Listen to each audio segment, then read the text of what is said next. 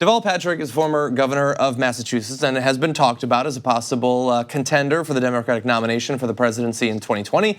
So much so, in fact, that he was one of the people, one of the politicians, I should say, who met with former President Barack Obama earlier this year about that possibility.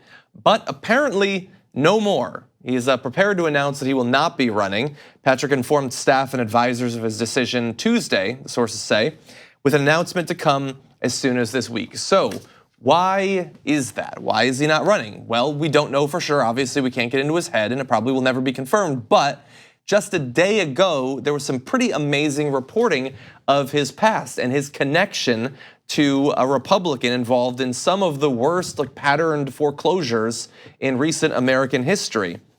So let's start stepping back through history.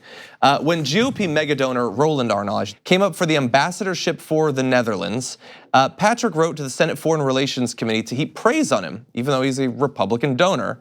The billionaire was a good man, Patrick said, and his company Ameriquest was a good company.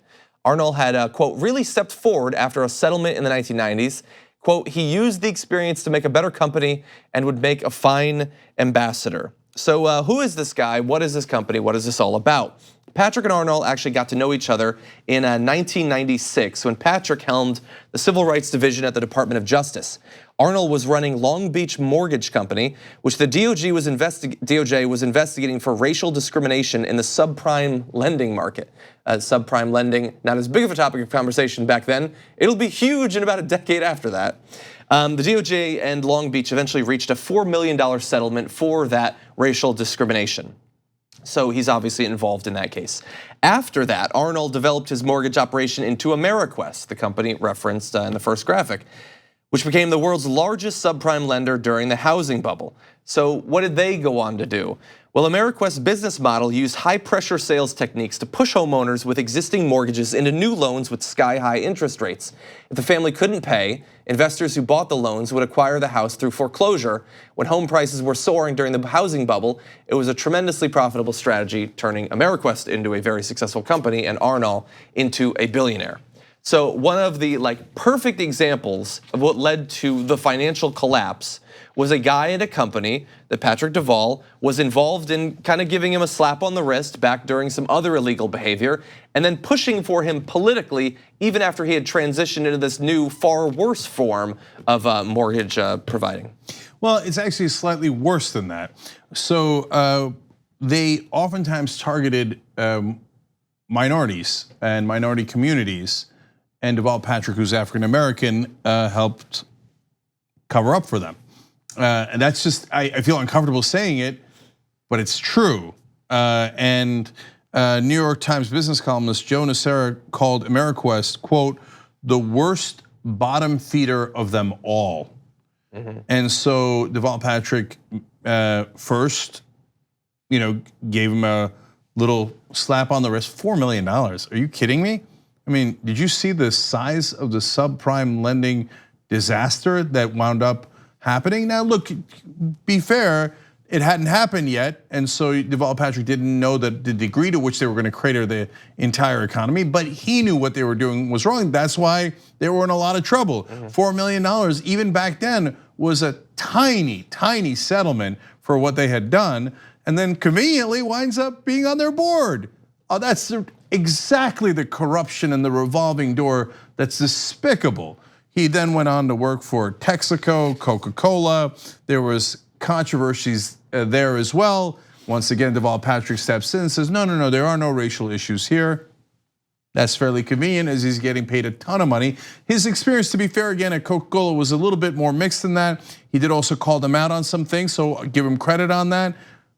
Continued to get paid a tremendous amount of money from Coke, even after he left for advice and counsel, etc.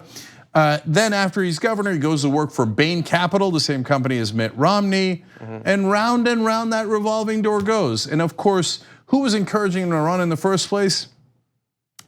According to all the reporters, Barack Obama's inner circle. They thought Deval Patrick was a great candidate. He had a wonderful resume that was pro-business. I mean, that's got Obama written all over it. Change on the outside, continuity on the inside, and is it pro-business? I mean, it seems pro-business. I mean, it's pro-business in the way that businesses are. Pro-business means pro-short-term business. But if it leads to a cratering of the economy that makes trillions of dollars in wealth simply disappear overnight, I mean, I guess it's good for the executives. They got off okay. It's probably not good for business in a larger sense. No, John, that's a terrific point. And the catchy little slogan they use of pro-business is not remotely true. It's pro-crony capitalism. It's buying off politicians to let you get away with illegal practices, uncompetitive practices that actually hurt the market and are in fact anti-business, anti-free market. Republicans do it on an industrial level, but yes, as you can tell from this story, Democrats do it as well, and oftentimes they're rewarded for it. Ooh, yeah. He's working with business companies that rip people off and covering up for them. That's presidential material. They said, well, not only was he quote unquote pro-business, but he was a seasoned prosecutor, locked up a lot of people. And did he fight for criminal justice reform? Not when he was a prosecutor, and I don't remember any giant, initiatives when he was the governor of Massachusetts, but he put people away. But they say he also had lofty rhetoric. Ooh, you're good with the rhetoric. Wow, that'll make up for your shortcomings on policy. Yeah. But in Washington, it will. That's why they considered him a really interesting candidate for president. People were buzzing about Deval Patrick, but now he's out. And I want to give tremendous credit here to Zach Carter at Huffington Post. That's journalism. Watchdog journalism that holds government officials accountable. Huffington Post clearly leans progressive, but that doesn't mean that he spared the Democratic Party. He went and investigated this, looked into it, broke the story, and it had a huge effect. So Deval Patrick clearly thinking about running, Obama people encouraging him to run, boom, not running anymore. Yeah. Oops, got caught with your hand in the cookie jar. That's what journalism is for. So great job by Zach Carter. The TYT Plus app is now available on iOS and Android. Download to get more TYT content at tyt.com/app.